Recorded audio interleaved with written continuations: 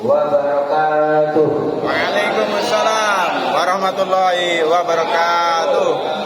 Alhamdulillahirabbil alamin.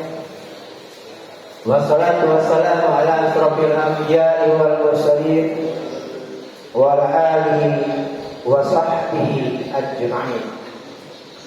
Asyhadu an la ilaha illallah wahdahu la syarika lah. Wa asyhadu anna sayyidina Muhammadan abduhu wa rasuluh. Allahumma shalli wa sallim ala sayyidina Muhammadin sallallahu alaihi wasallam wa ala alihi wa sahbihi ajma'in. Amma ba'du.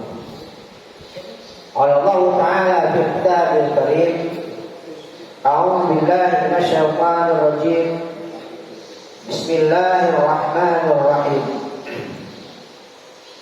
Ya ayyuhalladzina amanu taqullaha haqqa tuqatih wa la tamutunna illa wa antum muslimun. Al-Ahzab. Sedekah. Masyaallah muslimin, jemaah salat subuh dirahmati Allah Subhanahu wa taala. Pertama-tama mari kita panjatkan rasa syukur kita kepada Allah Subhanahu wa taala yang telah memberikan kita berbagai macam nikmat, terlebih nikmatnya iman, nikmatnya Islam, nikmatnya sehat walafiat, dan nikmatnya waktu. Hingga pada saat ini kita diberi kesehatan dan waktu oleh Allah Subhanahu wa taala untuk melangkahkan kaki kita ke tempat yang mulai ini dalam rangka melaksanakan salat subuh berjamaah, lalu dilanjutkan dengan taklim subuh. Begitu besar pahala atau rahmat Allah yang diberikan kepada kita. Apalagi sekarang kita memasuki bulan Dzulqa'dah, yang dimana bulan Dzulqa'dah ini salah satu bulan yang diharamkan oleh Allah. Yang diharapkan ini yang dimuliakan oleh Allah Subhanahu wa taala. Bagi siapa yang mengerjakan amal kebaikan di bulan ini, maka Allah akan melipat gandakan. Begitu juga bagi siapa yang melaksanakan atau melakukan perbuatan-perbuatan yang dilarang oleh Allah, maka perbuatannya pun yang dilarang oleh Allah akan dilipat gandakan. Subhanallah, begitu besar rahmat yang Allah berikan kepada kita. Karena bulan ini adalah bulan yang sangat dimuliakan oleh Allah Subhanahu wa taala. Satu bulan yang dimuliakan oleh Allah Subhanahu wa taala. Ada 4 bulan, yaitu bulan Dzulqa'dah sekarang ini, bulan Dzulhijjah, bulan Muharram, dan bulan Rajab. Maka beruntunglah kita setelah salat subuh kita mengadakan taklim subuh dan kita hadir ke tempat yang mulia ini. Mudah-mudahan kita termasuk orang-orang yang tergolong yang disebutkan wala ya ayyuhalladzina amanu taqullaha haqqa tuqatih. Hai orang-orang yang beriman, bertakwalah kepada Allah dengan sebenar-benarnya takwa. Jaga istiqamah ini. Mudah-mudahan kita semua diwafatkan oleh Allah Subhanahu wa taala. Wala tamutunna illa wa antum muslimun, dengan berserah diri kepada Allah Subhanahu wa taala dengan membawa iman dan Islam. Amin ya rabbal alamin. Salawat dan salam kita haturkan kepada junjungan kita Nabi Muhammad sallallahu alaihi wasallam beserta keluarganya, sahabatnya, bahkan tentunya kita sebagai umatnya sampai akhir zaman. Dan mudah-mudahan kita semua dengan izin Allah akan mendapatkan syafaatnya nanti di yaumil akhir. Amin. Masyaallah muslimin jemaah salat subuh dengan Allah Subhanahu wa taala. Di dalam hadis diterangkan dalam riwayat Bukhari Muslim, inna rajula la ya'mal amalan jannah fi ma yaqulu nas wa huwa min ahli nar. Wa inna rajula la ya'mal 'ala an-nar bima yabdul nasi wa huwa min ahli jannah. Ada kalanya seorang berbuat amal ahli surga,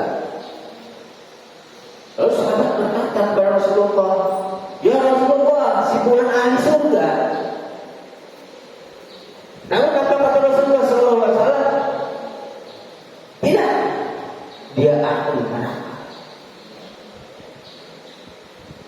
Wa inna rajula la yahnar bima yaqulu nasi wa huwa min ahli jannah. Dan ada kalanya seseorang berbuat amal ahli neraka. Namun kata Rasulullah, tidak, dia ahli surga. Maka dalam kehidupan ini, barang siapa yang diwafatkan oleh Allah Subhanahu wa taala dua, yaitu husnul khatimah dan su'il khatimah. Kalau dasar kehidupan ini dalam kematiannya dia dapat husnul khatimah, maka dia mati dalam keadaan baik-baik. Kalau su'il khatimah, dia mati dalam keadaan tidak baik. Maka ini ada pertanyaan buat kita semua. Apakah kita yakin bahwa kita diwafatkan oleh Allah Subhanahu wa taala dan wafat husnul khatimah? Kita tidak tahu.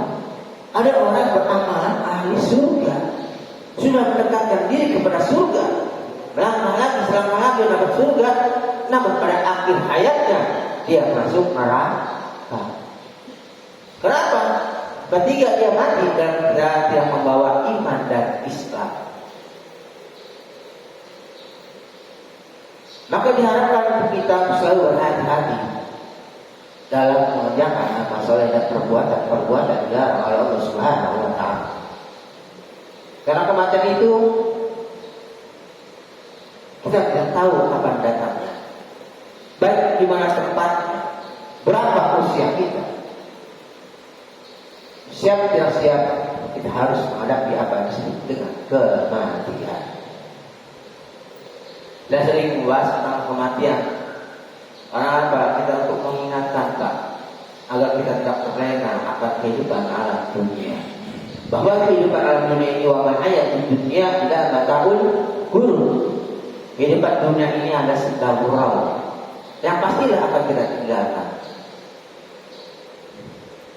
Kerabat kita, yaitu anak istri kita yang begitu cantik dan lucunya, harta kita yang begitu banyaknya, jabatan pimpinan yang kita kerjakan, itu juga pasti akan kita tinggalkan.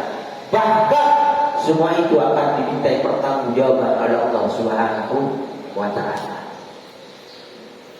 Ketika Rasulullah SAW kedatangan malaikat maut, beliau dipersilakan oleh Rasulullah SAW untuk masuk kamarnya. Dan malaikat maut itu minta izin kepada Rasulullah SAW untuk mencabut roh dari jasad Rasulullah SAW. Namun Rasulullah SAW membuktikan karena itu adalah sudah kehendak Allah Subhanahu wa taala. Ketika Rasulullah dicabut roh, apa yang Rasulullah rasakan? Ditarik dari ujung jari-jari kaki dan ujung jari-jari tangan oleh malaikat maut. Bahkan sahabatnya sendiri, yaitu malaikat Jibril alaihissalam, tidak mau melihat keadaan Rasulullah sallallahu alaihi wasallam. Kenapa? Karena Jibril tidak tega melihat keadaan Rasulullah ketika dicabut roh oleh malaikat maut. Namun apa kata Rasulullah sallallahu alaihi wasallam? Ya Allah, sakit nian sakratul maut ini. Sakit nian sakratul maut ini ya Allah. Kita tidak bisa bayangkan. Jangan kau limpahkan sakitnya sakratul maut ini kepada umatku ya Allah. Bayangkan dalam keadaan sakratul maut pun Rasulullah masih memikirkan umatnya.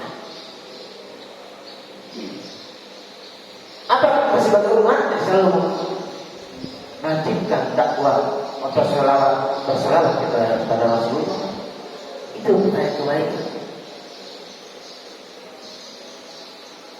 Rasulullah sendiri dalam satu maut masih meminta agar umatnya dalam keadaan sakaratul maut tidak merasakan sakit apa yang dirasakan sakit Rasulullah SAW. Sakitnya sakaratul maut ini, ya Allah, makanya diturunkan rahmat bagi orang-orang yang beriman kepada Allah Subhanahu wa Ta'ala. Ketika dia dalam keadaan sakaratul maut, terdapat di dalam surat Al-Fajr ayat 27 sampai 30 yang bunyinya Allah berfirman, A'udzu billahi minasy syaithanir rajim. Bismillahirrahmanirrahim. Ya ayyuhan nafsul mutmainnah, irji'i ila rabbiki radiyatan mardiyah, fadkhuli ibadi wadkhuli jannati.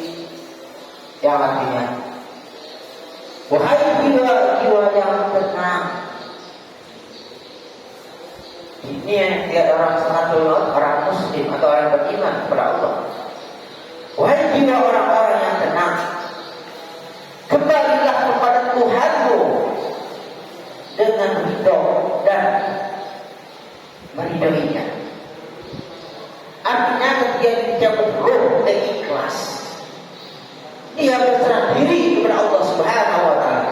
Bahkan Allah pun meridhoinya. Fadkhuli ibadi, maka masuklah engkau ke dalam hamba-hambaku. Wadkhuli jannati, maka masuklah engkau ke surga. Maka ketika orang beriman dalam keadaan sakaratul maut, dia diperlihatkan amal perbuatannya oleh Allah Subhanahu wa Ta'ala. Amal perbuatannya baik dan beramal soleh, rajin ke majelis taklim, rajin menjaga salatnya, tidak meninggalkan salatnya, bersedekah, berpuasa sunnah maupun wajibnya, berzakat fitrah dan lain sebagainya. Dia kehidupannya lebih banyak amal kebaikannya. Maka ketika mati itu diperlihatkan surga baginya.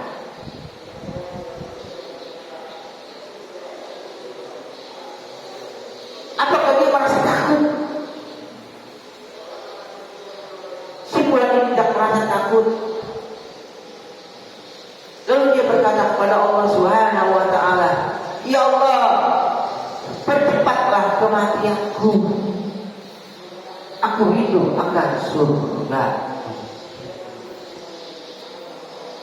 Ini berkat doa Rasulullah SAW ketika dalam sakaratul mautnya. Maka orang yang beriman ketika dalam sakaratul maut tidak merasakan takut. Maka dalam istirahat, maka seperti rambut yang berada di atas tepung, ditariklah rambut itu dan tepung halus tarikannya. Bahwa di masa lain diterangkan bahwa orang dalam sakaratul maut itu seperti bacokan pedang, dicacat, sakitnya sangat luar biasa. Pernah kata orang dalam sakaratul maut itu ketika ditarik rohnya, dia berasa orang. Coba Bapak lihat, sakitnya dicabut roh itu. Dan ketika dia wafat dalam keadaan membawa iman dan Islam, membawa amal soleh yang begitu banyaknya, yang ridho dan diridhoinya oleh Allah Subhanahu wa Ta'ala, maka dia akan bahagia. Maka disunahkan ketika orang meninggal itu harus diburu-burukan dikubur. Jangan ditunda-tunda.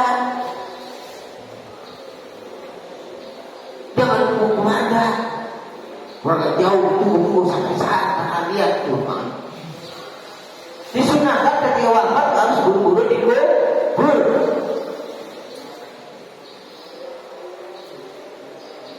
Jangan saudara kita jawab, Pak, saudara jawab. Saya kira mayit, penting dipikirkan si mayit.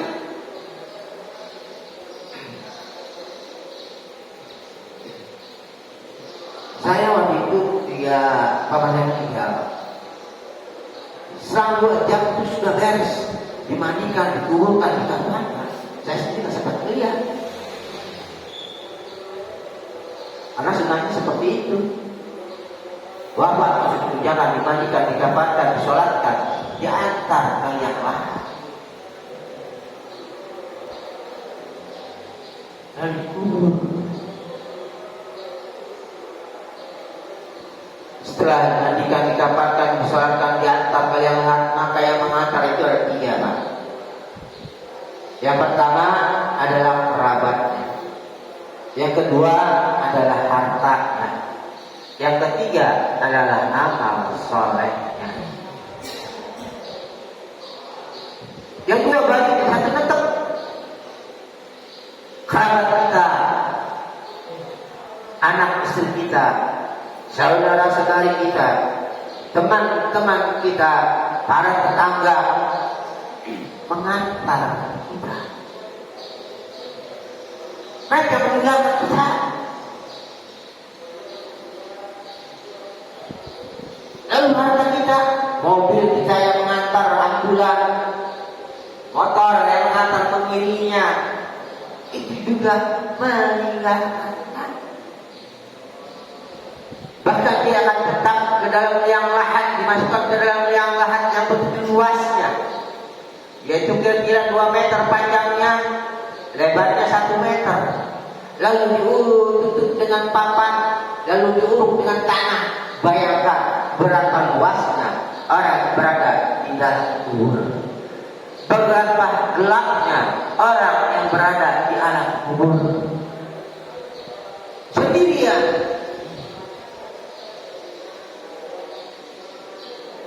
Lalu yang satu menemaninya itu amal soleh. Ketika dia beramal baik di kehidupannya, lalu diwafatkan oleh Allah dalam keadaan husnul khatimah, membawa iman dan Islam. Ketika dia berakhir hayatnya, dia mengucapkan kalimat La ilaha illallah pada akhir hayatnya, maka yang begitu sempit akan menjadi luas, yang gelap akan menjadi terang. Para binatang tak berani menggerogotinya. Lalu bagaimana dengan orang-orang yang mati dan tidak membawa iman, membawa Islam dan tidak membawa amal soleh? Dalam kehidupannya dia zalim terhadap orang, dia ingkar kepada Allah. Kafir ini ingkar, Pak. Kafir itu ingkar kepada Allah. Bahkan dia menduakan Allah, dia disebut dengan musyrik atau syirik. Orang seperti ini, maka ketika wafatnya ditarik rohnya oleh Allah. Lalu dia bertanya malaikat, roh itu dibawa ke atas langit. Lalu disuruh dia berangkat ke bawah, dijatuhkan masuk ke dalam jasadnya. Ruh itu ditanya oleh malaikat maut, hai bulan, keluarkan rohmu dari jasadmu. Karena kenapa dari kehidupan jadi sombong di dunia? Ketika kaya dia sombong, tidak mendapatkan jabatan yang tinggi dia sombong.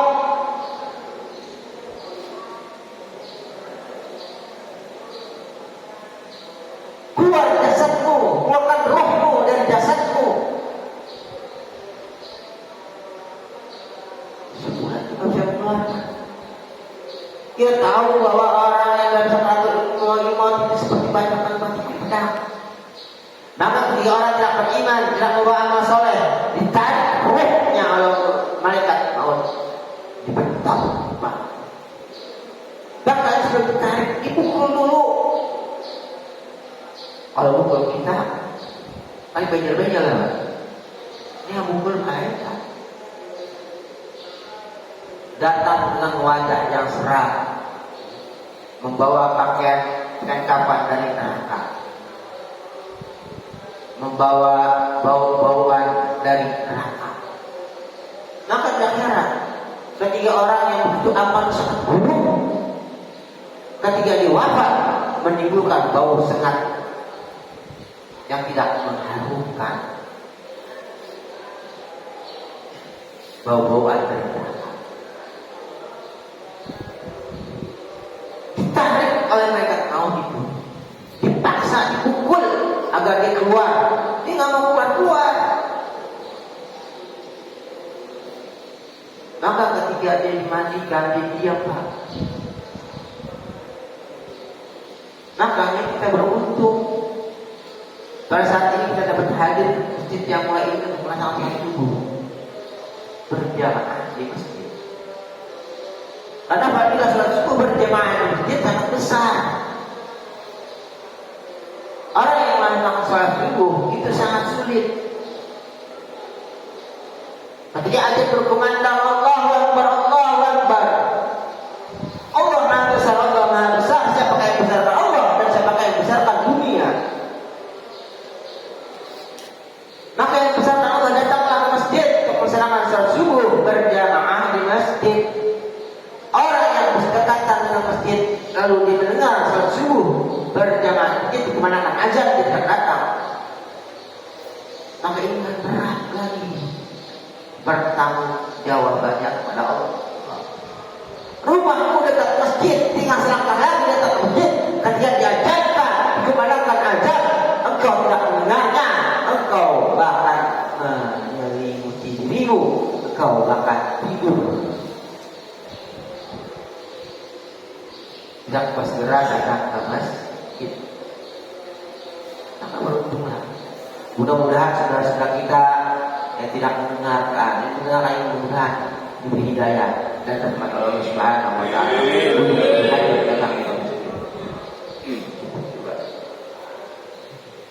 Lalu bagaimana ketika orang berada dalam sakaratul maut, lalu ditarik ruhnya, ketika dia dalam keadaan sakit, maka merasakan akan sakit, lalu ditarik ruhnya sudah keluar, lalu diusung ke dalam kubur.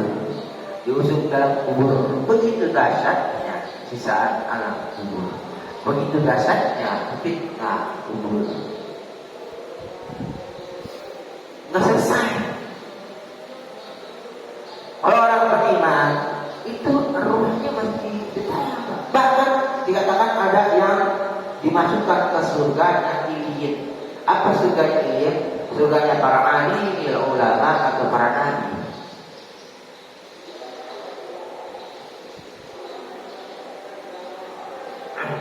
Maka dalam surat Al-Fajr diterangkan bahwa Allah Subhanahu wa taala akan memasukkannya ke dalam golongan hamba-hambaku. Surga ini. Lalu kalau bagi orang adalah orang yang beriman bahwa amal saleh, dia tidak bakal bisa kemana-mana.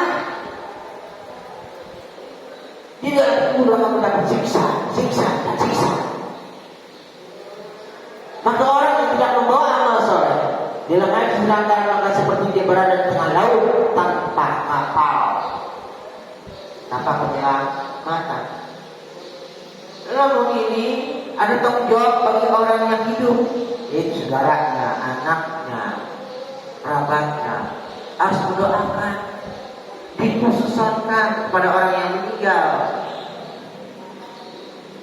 Yaitu itu dapat keringanan sedikit, keringanan atau pengampunan dosa dari Allah Subhanahu wa taala.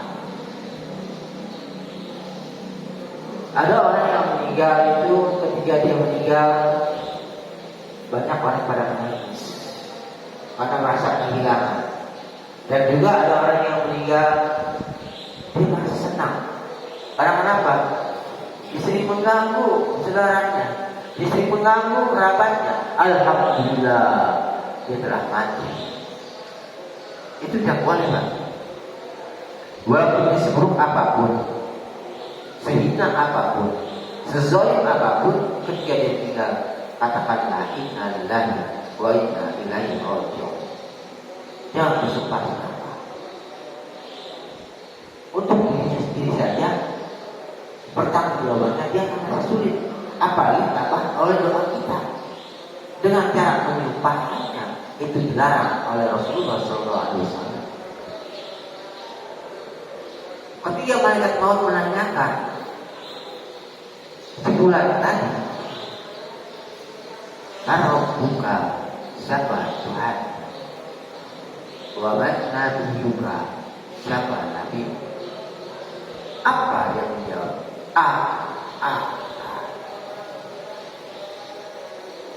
Begitu berkepnya malaikat itu kalau menanti dengan wajah yang seram memukul penghuni kubur, siksa,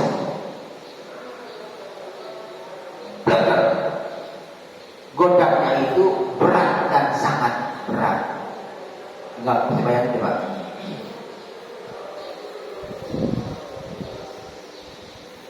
Namanya orang yang berada di alam kubur, dia mendapat siksa, dia nggak bisa keluar, dikekang. Orang-orang yang beramal soleh, dia merasa bebas.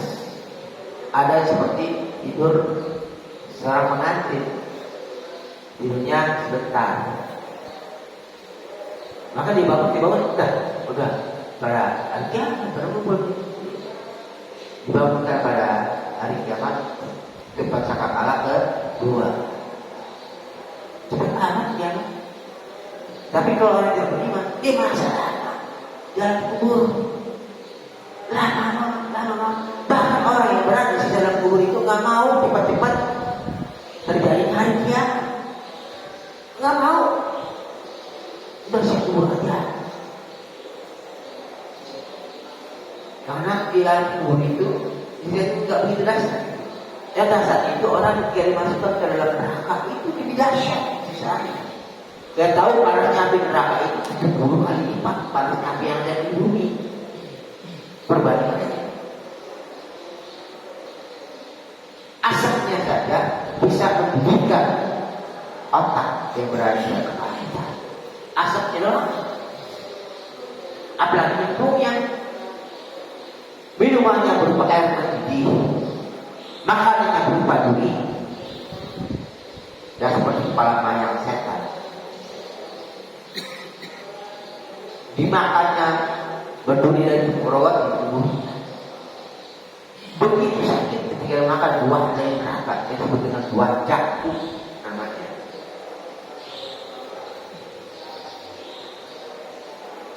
Nah, kita beruntung, kita gunakan waktu hidup kita ini selalu beramal ibadah kepada Allah Subhanahu Wa Taala, selalu beramal soleh. Karena semua ini akan dimintai pertanggungjawaban oleh Allah Subhanahu Wa Taala. Di dalam mukadimah tadi, ya ayyuhalladzina amanu taqullaha haqqa tuqatih. Wahai orang-orang yang beriman, bertakwalah kepada Allah dengan sebenar-benarnya takwa. Takwa ini mengerjakan apa yang disyariatkan oleh Allah dan menjauhi apa yang dilarang oleh Allah. Mudah-mudahan kita semua diwafatkan oleh Allah Subhanahu Wa Taala dengan wafat yang husnul khatimah. Itulah hayat kita. Itulah akhir hayat kita. Kemana kita akan kita tuju? Ke tempat yang baikkah atau ke tempat yang burukkah? Mati dalam keadaan baikkah atau mati dalam keadaan burukkah? Allahu a'lam bishawab. Kita tidak tahu kematian ini adalah rahasia Allah. Maka tanamkan di dalam hati kita untuk selalu mengingat Allah. Waskuruni azkurkum waskuruni wala takfurun.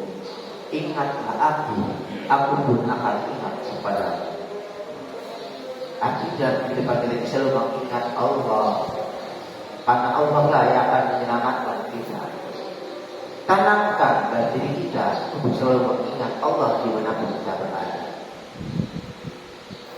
Jangan kita terlena Di dalam kehidupan kita dunia ini sibuk tapi nggak pernah ingat Allah. Allah ada nama-nama terbaik, ada Asmaul Husna yang 99. Ada yang kedua nama yang terbaik 20. Banyak nama-nama Allah yang terbaik. Sebutkan ya atau subhanallah, atau alhamdulillah, atau la ilaha illallah. Tapi kalimat yang terbaik adalah kalimat la ilaha illallah. Mudah-mudahan di akhir kalam kita maka akhiru kalami la ilaha illallah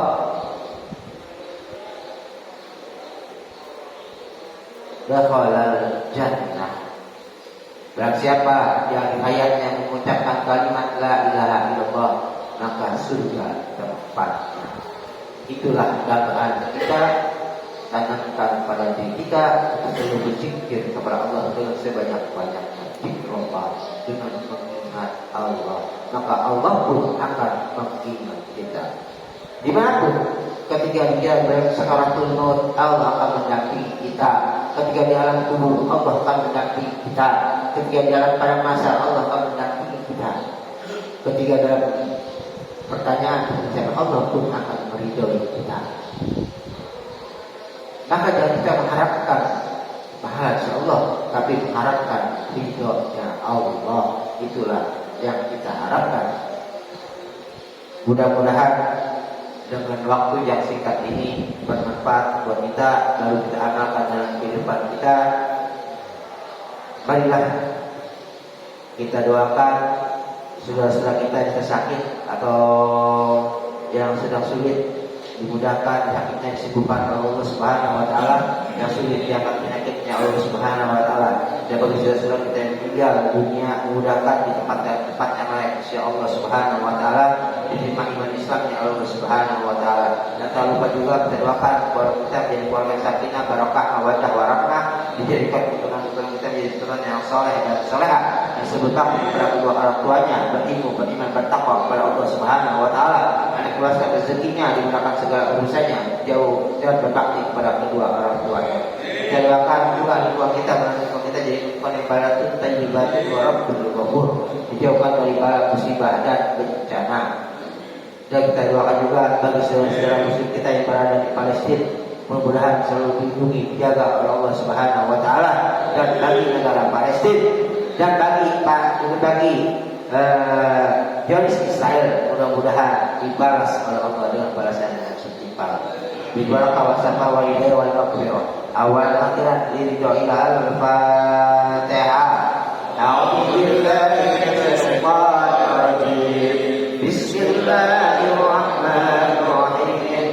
Alhamdulillahi rabbil alamin. Ar-Rahmanir Rahim. Maliki yaumiddin. Iyyaka na'budu wa iyyaka nasta'in. Ihdinas siratal mustaqim. Siratal ladzina an'amta 'alaihim ghairil maghdubi 'alaihim waladdallin. Amin. Allahumma bihaqqil Fatihah wa bismil Fatihah wa barakatil Fatihah wa qaratil Fatihah. Allahumma anta ta'ala abwaab al-khair wa anta fadlana bi kulli khair wa tas'alana min ahli al-khair. Subhanallah wa tahiyatu ya salam wa akhiru da'wahum alhamdulillahi rabbil alamin.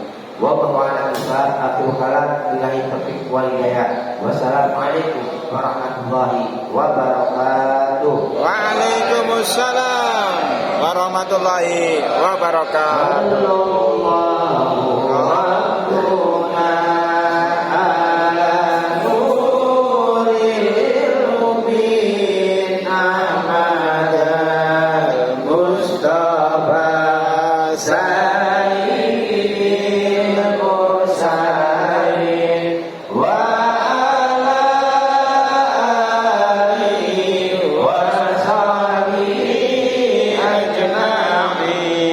Sallallahu